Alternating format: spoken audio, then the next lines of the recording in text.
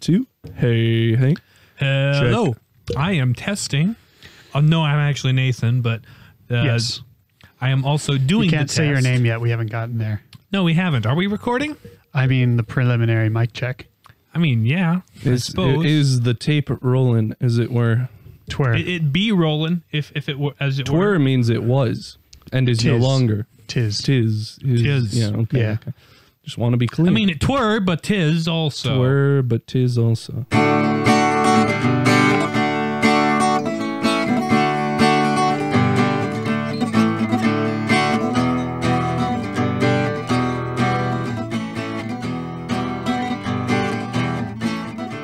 Well, tis a joyous post-Eastertide. We are now in, as of the recording. Well, it's not post-Eastertide. It's still Eastertide. He was No. going to say post-Easter, but then he decided, maybe I should say. Tide. It is Eastertide. And It is Eastertide, my dudes. my dudes, Lent is over, my dudes. Now we enter into the normal, boring world without Lent. Well, Or, well, not normal, but the abnormal, slightly more boring world. I don't get it. I don't understand. I know. don't feel ya. I don't agree. Yeah. It's The kind world of a, is it's a not bad take, particularly James. boring or normal. It is different. It's not like It is just non-Lent. it's not particular at this moment. But Yeah. it still sort of is. We are in a liturgical season. It is hard to be that because we're all cooped up inside and we can't be joyous. I mean, we can We can. we can rejoice in the improving weather conditions. Yep. Those are nice. Yeah, we can. It's supposed to be Balmin, Whoppy. It snowed significantly less last week. Why did I said Balmin, Whoppy? I meant to say a whopping balmy 60 degrees. Balmin Whoppy. Balmin Whop, Balmin Whop, Balmin Whop. That sounds like the base level for a doo-wop. Yeah, pretty much. Boom wop, boom wop, boom wop, boom wop, boom There's too many- wop, boom wop, boom wop, boom wop.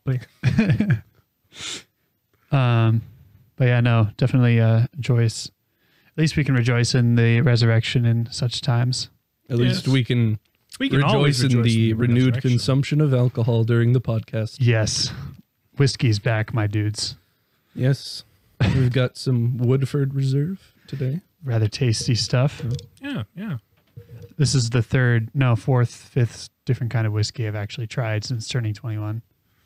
Something like I that. haven't been particularly keeping track, but I've probably had about as many as you, given the fact that I drink most of them with Riley. Your Yes. supplier is the same. Yeah. Me. Pretty much. And it's Although usually one, his I did, idea. my brother gave me some, he had me try some Pendleton, which is a Canadian whiskey. And that was actually, that was pretty good as well. It was very smooth. Oh, gee, yeah. Oh, yeah. Oh, gee. Oh, gee. Oh, you're good, eh? Oh, you're good. That was See, part of me wonders if in the near future we'll get to do cool things like if they'll allow like drive-in masses anytime. Well, Las Cruces in New Mexico has already started that. They've reinstated public mass and are Allowing drive-in. allowing drive-in. There's like 5 people at the actual indoor thing. Right. That's still in place, but Mhm. they have like widespread across the diocese. Of course, drive-in it's going to be masses. kind of limited to churches that actually have a parking lot to accommodate. Yeah. Which, when you're in New Mexico, you've got real estate. You've got plenty of space to Yeah. work with, yeah. Even in this part of the world, but the majority of the churches in our town have enough space in their parking lot, probably. Our town. In the middle of our town, town. our nondescript, vaguely Midwestern town. Actually, Pretty sure though, we've told people We where probably we're from have. before. It's on our And like Twitter profile. yeah, most of our listeners are people we immediately know. yeah, Except for the recent spike in female viewership, that listenership. I mean, that they've we've been had. Oh. viewing. Yeah. Over the last 14 days, 100% of our Spotify listeners have been female. Why? So Thank you. whoever Yes. you are, Thank you for putting up with Thanks us. for tuning in. I suspect it's some of the Bellator Society people, That would make sense. So if you're listening, hi, Thank you. Bellator Society people. Hello. Not to.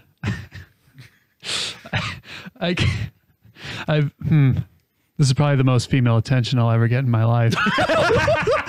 Martyrdom. Oh, you have a sister. I have a sister. And then I have two sisters. And a mother and lots of aunts. But yes.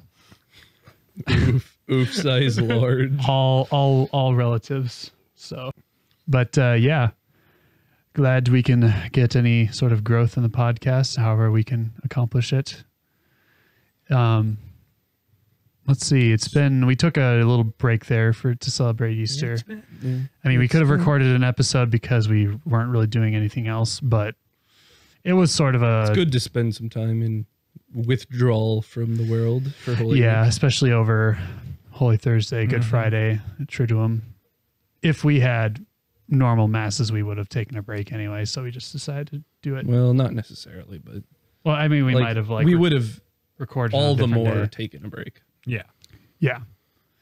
And as it is, we are back. The Palladian Papists. I am James. I'm Nathan. And I'm Riley. Today, our podcast is going to be going over another film by Wes Anderson. It's one of the more recent ones. I think it came out almost 2 years ago now. Isle of Dogs. Isle of Dogs. Just in case we say it fast and it sounds like the pun. Dog. It is. Isle of Dogs. Isle of. I do love dogs, but it is the isle. Referring to an island. Full of dogs. And garbage. And garbage. Lots and lots of garbage. Lots of garbage. Garbage everywhere. So I guess we'll dive right on in to the garbage. Yes. Yes. That is my summary go of the dumpster movie. diving, if you will. Yes. So Isle of Dogs is a film that takes place. It's another sort of puppet animation film, same studio as Fantastic Mr. Fox, same director. I think it's Indian Paintbrush is the name of it. At any rate, so you have a fictionalized Japan, right? There's an evil mayor of, I forget the name of the city. Is it it's not Tokyo. No, it's it isn't. like, It's a made up city. It's a made up name. I wanted to say San Francisco, but that's Big Hero 6. Yeah, that's different. We may have to talk about that movie at some point, but I'm sure. I remember being vaguely reminded of the name Nagasaki when they said it. Megasaki, I think. Megasaki. That's what it was. So they're in a fictionalized Japanese city of Megasaki, and the evil mayor of the town hates dogs. And there's recently been this outbreak of dog flu, which they're afraid might spread to humans. I promise this was not intended to be topical. And of course, it has nothing to do with dogs, but anyway, in the movie it does. And they're banished to this abandoned island called Trash Island, which is the name implies is full of trash and garbage. Basically left there to die of dog flu. On this island, there's this band of dogs led by this rough and rowdy stray dog named Chief. And he's leading this band of like city dogs and, keeping alive and scrounging for food. When one day a boy crash lands a plane on the island, and the boy's name is Atari, and he is looking for his pet/guard dog Spots. And so the dogs agree to help him find. Chief doesn't want anything to do with this kid. He's kind of a loner. He doesn't want, he doesn't need human love or anything like that. So he's against it. But the rest of the dogs overrule him and agree to help him find Spots. So along the way, as they travel around Trash Island to these various locations looking for Spots, Atari sort of gradually wears down Chief to the point and befriends him. And over the course of the film, they reunite with Spots and along with a group of pro-dog students manage to sort of thwart the plans of the anti-dog mayor to exterminate all the dogs on Trash Island and replace them with, we find out he's working with this company to make robot dogs. So they're getting rid of the competition basically. So they overthrow the mayor and save all the dogs, and Atari becomes the new mayor, even though he's like 11 or something like that. But it's that's essentially the plot of the film. So I guess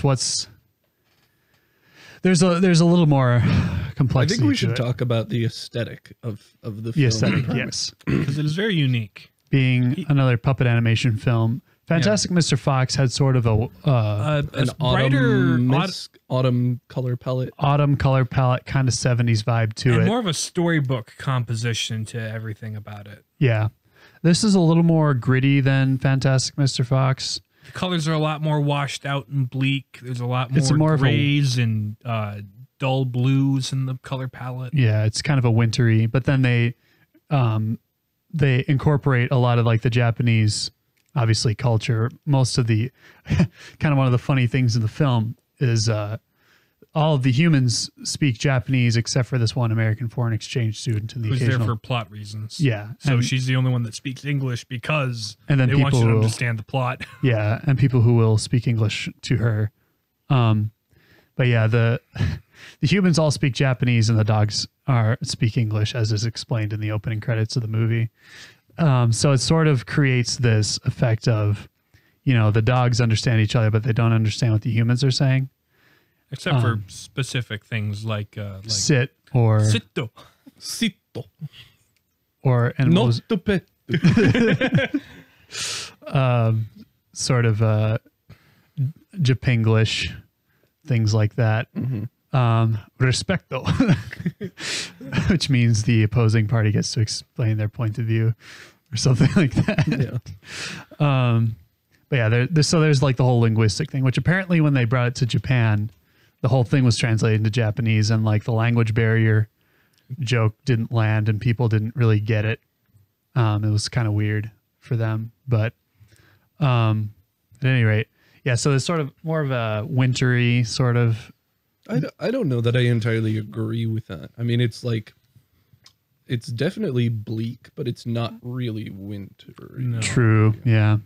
It's almost entirely devoid of white.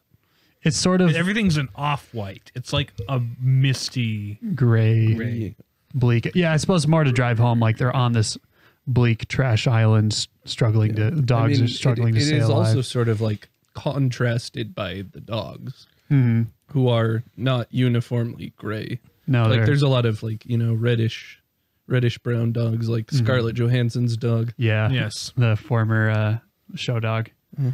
Yeah, there's a sort of love story arc with her and Chief. I guess that's so the aesthetic. I think we've pretty well covered it. And then there's the Japanese art influence and stuff. There's like some frames. There's haikus here and there at pivotal plot moments that are quite good. There's like, I believe some of the more important points in the film are like punctuated where you have like cherry trees. Which like cherry blossoms and stuff, which are very much, that's kind of a traditional, as I understand, like thing in Japan, like cherry blossoms. I keep seeing them referenced. I don't really know much about Japan, full disclosure. Just because I watch anime doesn't mean I know anything either. Right. I do know somebody whose mom is from Japan, but at any rate. Yeah. So yeah, and then there's some. It's interesting how the TVs are all like 2D cartoons, or it's displaying things with like subtitles in Japanese. Yeah, and there's some like news conferences where it's like an English interpreter telling you what's going on. It's kind of funny, but aside from like some of the execution in the movie, there's the main thing I want to talk about is sort of the main character, pretty much main character, Chief, the stray dog. He's sort of got this. Initially, he starts out the story. He's this loner, right? He's kind of rough. He's gotten into a lot of scraps, escaped from the dog pound multiple times. There's this interesting point in the film where he's talking to the other dogs in a rare moment of vulnerability and openness, where he's talking about how he was at one point adopted by a family, but then when one of the kids in the family was trying to pet him, he sort of reflexively freaked out and bit him, and he didn't know why. So it's sort of like in a moment where he's sort of admitting to the uncontrollability of his wild side, I guess, more or less. And it's something he sort of puzzles over and doesn't quite understand about himself.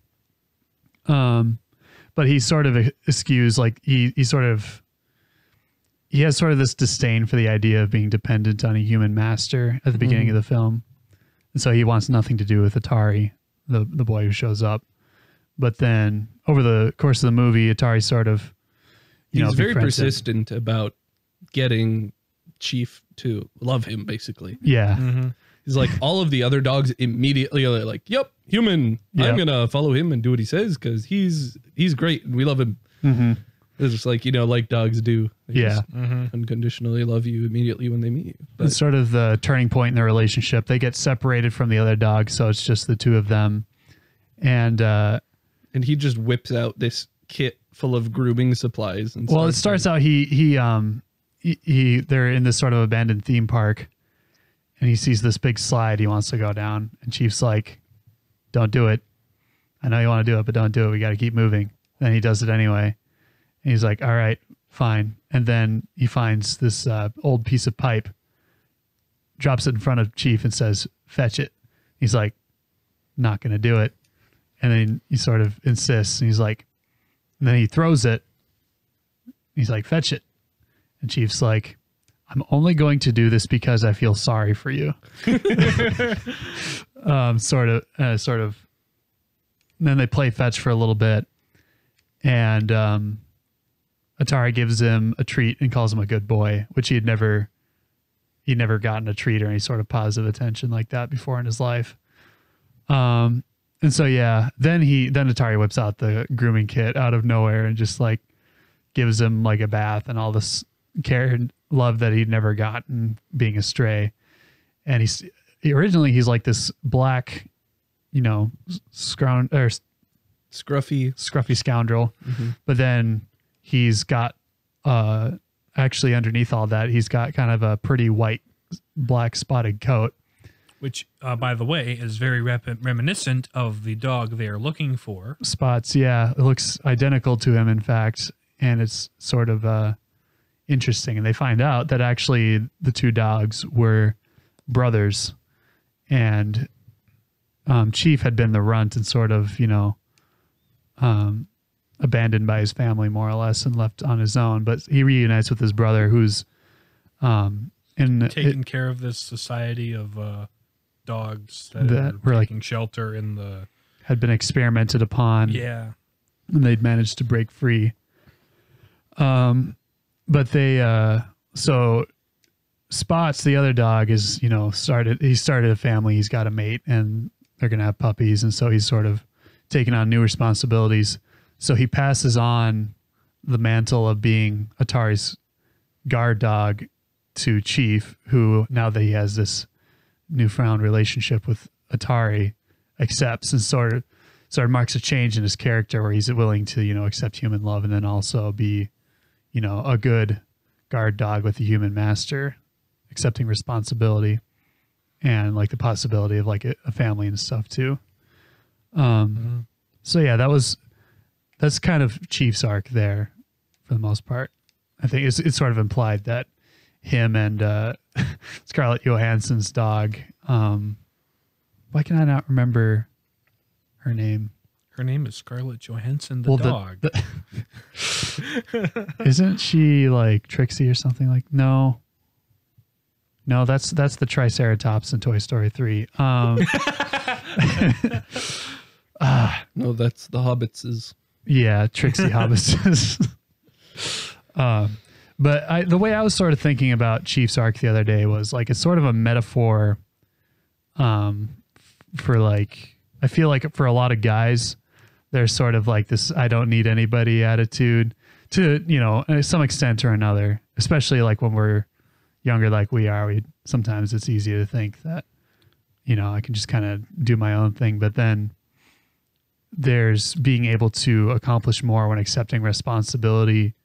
And ultimately, someday, hopefully for some of us, we'll be able to take on responsibility and care for a family and that sort of thing, and quote unquote be tied down to something like that. Or in some people's case, you know, a parish family as a priest or something like that. So, but yeah, we want to, you know, be our, or at least I've noticed in my own life, I've just sort of had that desire. I was like, I don't need anybody. I can just be a cool person on my own. But then, yeah, being the self-sufficient, you can solve your own problems sort of. Yeah, that's a thing I can relate to. Mm-hmm. Usually it is kind of from a degree of woundedness that you have that kind of attitude. One part pride, one part shame.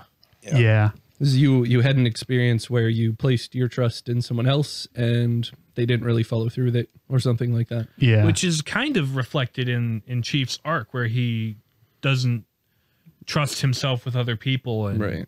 Yeah. He doesn't think they should trust him. So he's like, we're both better off separate. Mm-hmm. One of the, part of his transformation into Atari's guard dog is that he gets a military grade exploding tooth that he can spit out and blow things up, which is kind of hilarious. There's the whole fight scene between them and like the robot dogs. Yeah, the robot dogs. The movie is sort of framed at the beginning.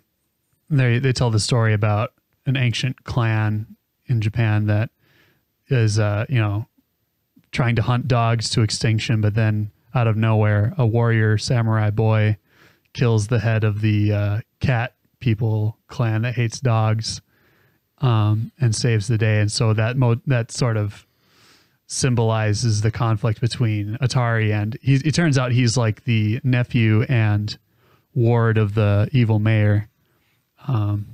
So it sort of plays out that story. And it turns out the mayor towards the end kind of has a change of heart, because there's all these, big dogs. No pun intended, but these these sort of big leaders in Megasaki are sort of conspiring together to get this big monopoly on like the pet market. Did we establish that as opposed, like when they send out all the dogs, it's because everyone has cats? I don't know that we thoroughly established that. Like they're vying for cat superiority. Yeah. I don't know that we really thoroughly explained that. Yeah, and we find out that the dog flu was invented by one of these, henchmen as an excuse to get rid of all the dogs and sort of stoke the public fear against them. And Yoko Ono developed a dog flu vaccine and they still had. And the guy gets assassinated via poison wasabi in his sushi. Well, not funny, but he dies in that. But they managed to find an antidote and cure all the dogs. And so things are happily ever after at the end.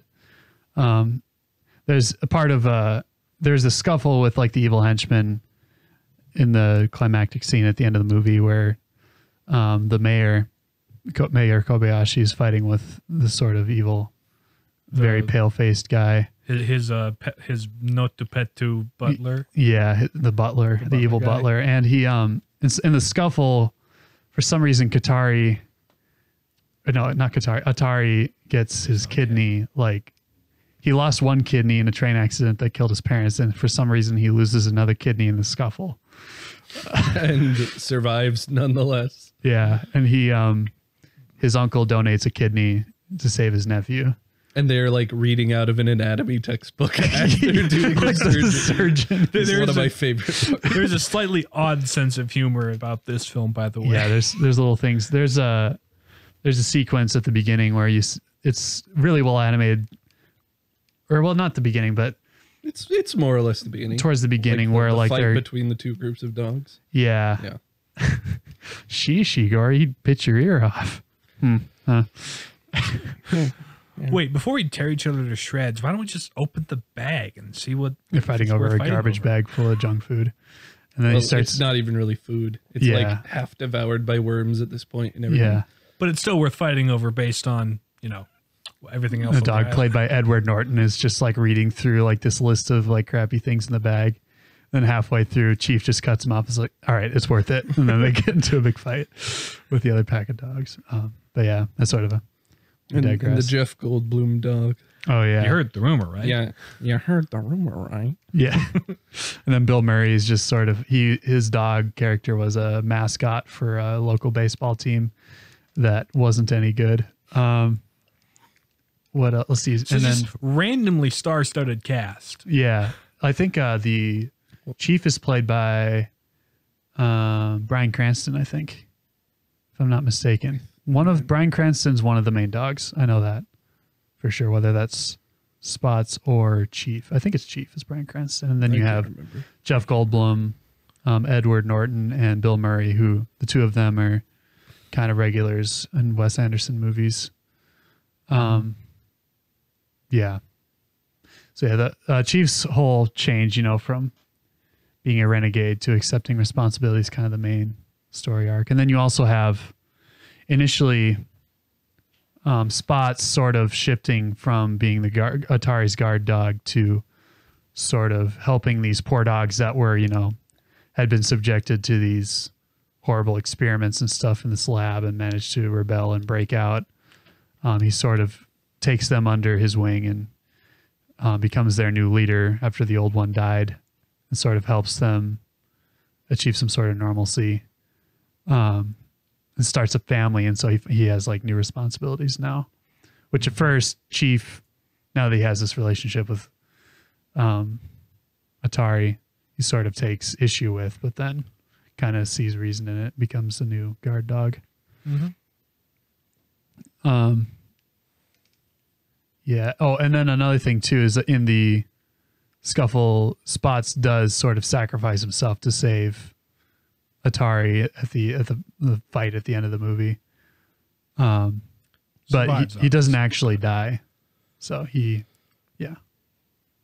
at the end, there's sort of a nice little scene where him and his family getting fed sushi. I think it was sushi or some sort of Japanese dish I don't know the name of. But yeah, it's there's some good sort of truths in the movie. Beauty, it's very aesthetic. It's got the soundtrack is pretty good. It's pretty atmospheric for the most part. It's kind of, it fits a similar sort of theme as the rest of the movie. It's like slightly jarring, but also sort of charming at the same time. It's not nearly the same, happy-go-lucky it's not romp whimsical the way that Fantastic Mr. Fox is. There is a little bit of swearing in this movie, so it's probably not as friendly for younger kids. They don't just say cuss, but and there's a little bit of dog violence. Yeah, it's a little more grounded and grisly than it's interesting. It is because going into a stop motion animated film, you don't expect something as kind of not dark, but like dim. Yeah, that's a good way of putting it. Yeah, it's dim. It's not per se. It's not quote unquote an adult movie, but it's probably a little more mature than Fantastic Mr. Fox, I'd say, and not the usual connotation of mature. I mean, by way of degrees, I suppose. On a scale, it's what, PG-13? I believe so. So yeah. There you go. It's a PG-13 movie. Overall, I found it, watching in the theater. It is a overall a comedy, more or less. I'd say not the stereotypical comedy, but there's like some really funny sequences, like Riley mentioned, like little details, like the surgeon reading out of a instruction book when doing the kidney transplant. Comedy is very dry and subtle and a little dark at times. And then like the pacing and like the line delivery and stuff is like kind of stiff and formal, but in almost sort of an also ironic a little way. Elaborate. And kind of the classic Wes Anderson dialogue style. It's just sort of a kind of flippant. But let's see, there's some other things that were kind of funny in the. Oh yeah, the naming of some of the geographic features. Oh yeah, on Trash Island. Like there's these peninsulas that kind of a trident shaped, but they're called the middle fingers. What else? They're in the middle of the island and they're shaped like fingers. Oh, and then there's this dog sage. The oracle? The dog sage, I forgot what his name was, but then him and the oracle was this pug. She's like, this is tiny little pug. Oracle has seen it in her visions. And they're like, whoa, she sees visions? No, I think she just understands TV. It's going to rain tonight. To whom it may concern. Whoa, she can tell the future? I guess she just understands TV. So she's just watching TV. She's like, what? So every time they say Oracle has seen it in her visions, she's just sort of zoned out watching this TV in a corner of the room. Funny little jokes like that. And then there's some funny stuff with like the language barrier stuff too, because there's interpreters that will like explain what's going on in like the big city council meeting or whatever. And then at the end of the movie, for some reason, the interpreter's kid is doing the translation and like messing up every once in a while. There's that one time all of the Council of Evil Cat people or whatever are in their meeting and they're like, oh, yes. Fear has been mongered. Let's see. Axles have been greased. Axles have been greased. Something's been stoked. Fear has been mongered. I had that. Well done. Well done. Like congratulating each other for being evil. Yeah, it's just pretty great in a very matter of fact way. Yeah, and being reminiscent of the speech. Yeah. In Lord of the Rings. Yeah, there's let's see. At the end, the dogs are saved by one of the pro dog students who's like this hacker, and he sneaks in and like. They're using poison wasabi to try and kill all the people, and then they end up. This hacker kid like turns like all the robots on the people doing the poisoning. And this triumphant moment where he looks into the camera with a smirk on his face, and there's explosions in the background, and it's kind of funny because there's just sort of this quiet background character before he's doing all this cool stuff. Funny little sequences. So yeah. Overall, a very enjoyable. It's not like film. laugh out loud, but it's just weird and quirky. Mm-hmm.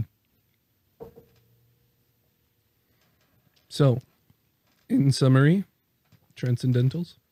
So we've sort of covered the truths and the beauty with the aesthetics and such, the storytelling style. And then the goodness was kind of tied into the truths, the sacrifice, the change of heart. Yeah. Another little thing I thought was kind of subtle and neat was like the, Atari giving Chief a bath and like how he changed into like basically a new dog by accepting, this change in his life. That was kind of a neat illustration. He was washed clean. Yes. By accepting his responsibility. A master. Yeah. Yeah. So there's an element we Catholics can draw from it. Goodness. I say that'd be an element of it. There's some of the that's what I was talking. Some of the themes for sure.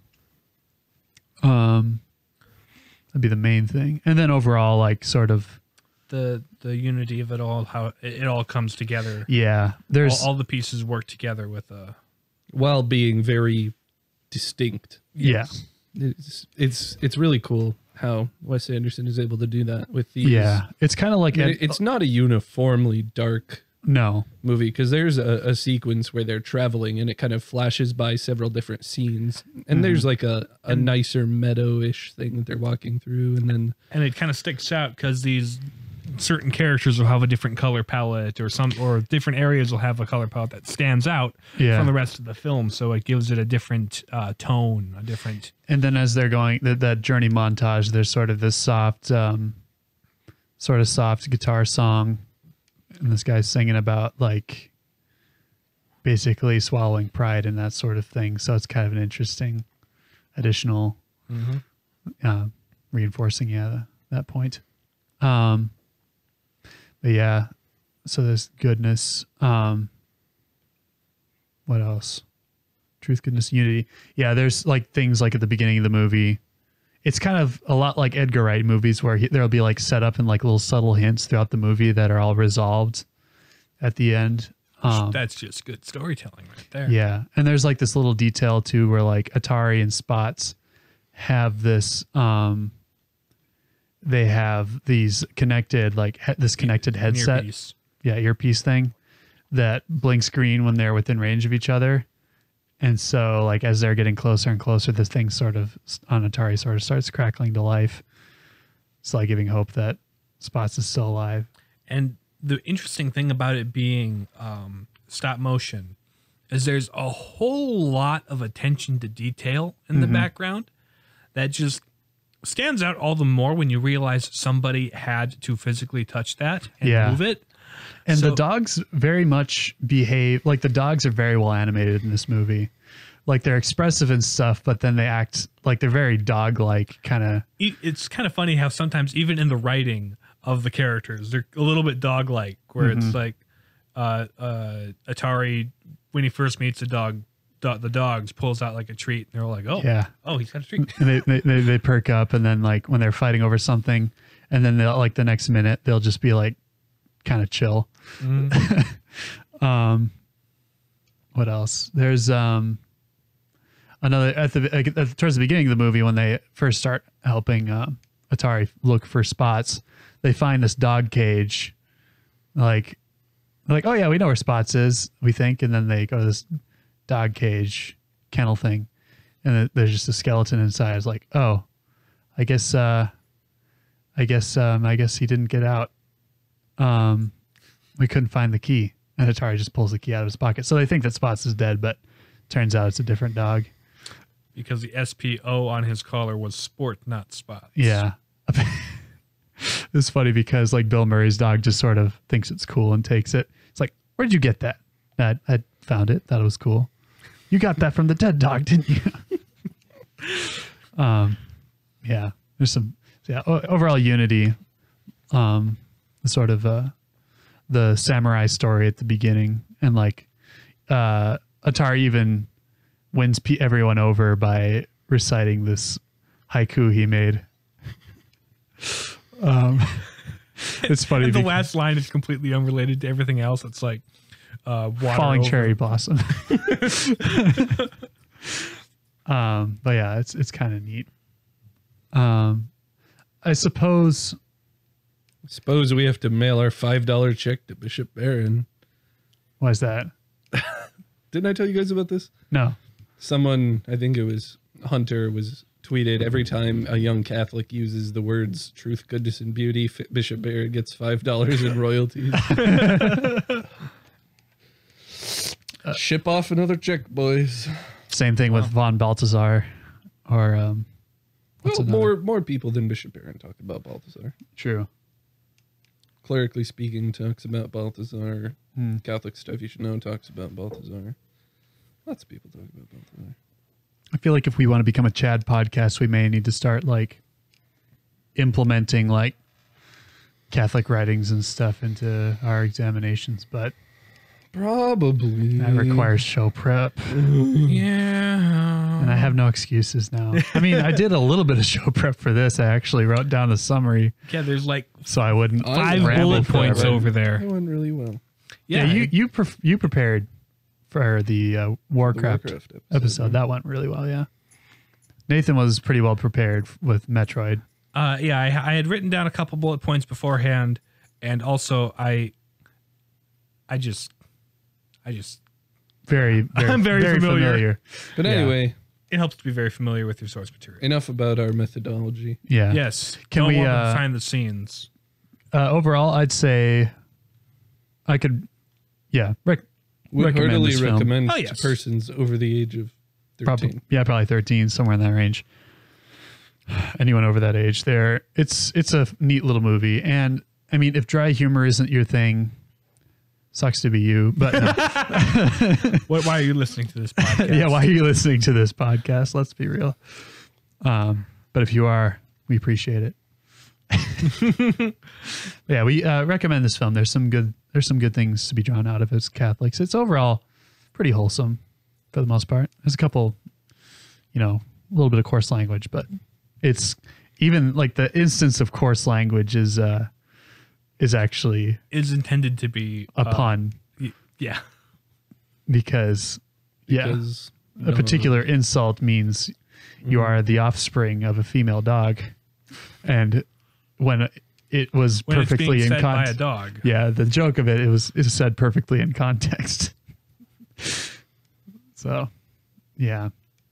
Good film. Good film. Good times. Well, thank you for listening. Yes. Continue to listen to us and share our stuff on Twitter and Facebook and what have you. People you think might be interested in listening to us. Or just sharing it by stuffing it in their face and saying, listen to this, turn it on. We don't recommend shoving a phone in somebody's mouth, for instance. Just, I didn't say mouth, I said face. Face. True. There's like, when something's in your face, it means it's right in front of it, which would mean True. it's technically like within an inch or two of your face. Is that considered still your face? Is it kind of like nation's sea territory where it's just within a certain radius in the ocean? Like the air that you have airspace. as your counted as your face? Probably. That's what your bubble is. Like your sovereign Circle of airspace around my person. It's like, what is this phone in my face? You have violated my sovereign airspace. But yes, violate people's sovereign airspace with this podcast. Or share it over international airspace between the two of you. But if somebody tells you get out of their bubble, respect their wishes. We're not advocating for any of that sort of weirdness. But yeah. Respecto. Respecto their distance. Especially in social distancing. Yes. Don't listen to this podcast in groups of more than 10. Yes. And make sure you're 6 feet away from the speakers. Our sound waves, you never know, could be infected. Because that's how viruses work. But yeah. Smash those buttons. Smash All the of the buttons, buttons the on good your buttons. friends. Even Leave the a dislike review. button. Yeah, we'll leave a accept review. that. Yeah. If you wanna talk to us, email us at palladianpapists@gmail.com.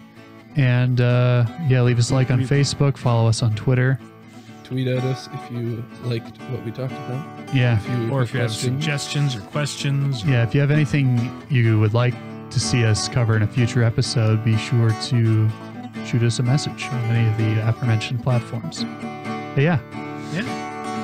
Thank you for listening, everybody, and take care. Stay safe, stay healthy as possible, or if you are recovering from the virus, Godspeed to you. We appreciate your listenership. Until the next episode, we have been the Palladian Papists.